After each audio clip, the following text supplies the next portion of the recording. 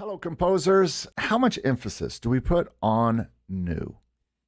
I mean, personally, I am always trying to focus on new compositions, new pathways, new styles, and just new. I've always felt the best song that I am going to make, the best composition that I'm going to come up with, is the one that I come up with tomorrow or next week. It's the next one. It's not that I'm not ever happy with anything. It's just that I just believe in new compositions. I'm a composer. I like to compose. I like to make new things. I love new.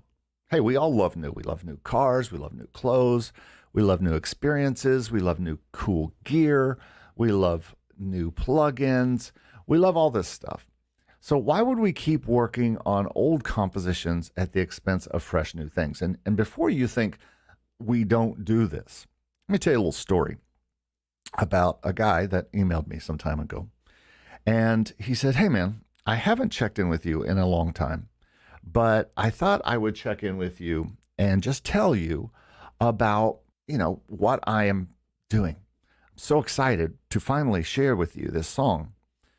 It's actually a song that I wrote 10 years ago. And if you might remember, I sent this song to you 10 years ago. Well, I've really worked on it these past 10 years, and I'm really excited and I want to release it. I was like, dude, this song sounds fine, but it doesn't sound much better or different than 10 years ago. What have you been doing these last 10 years? Why is there not a new song? He was like, well, I just really think this is my best one, so I keep working on it. See, I think this is a pitfall for composers. If you are not composing a lot, and especially if you are looking to get into the world of licensing, you're going to have new music coming out all the time. You're going to have to continue to pile songs in and hit your microphone, make new sounds.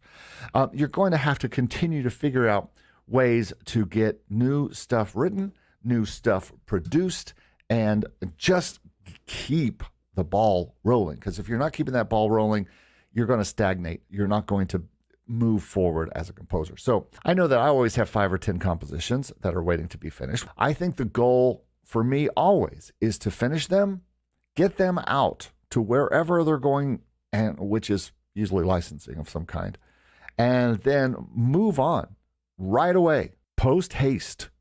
Move on to something new. Yeah, I know that one song is bothering you. It just needs that one last thing, that one last track. But guess what? You really need to put it to bed, finish it up, or put it aside and move on to something new. And I think the next thing that you're going to create is probably going to be the best thing. So I want to encourage you today to think about letting go of the old, maybe even recently new, and move on to the next song, to the next thing that is going to really stoke the fires inside of you, the last ember, so to speak, and really get going. I used to be a composer or a songwriter, and I could never get anything finished.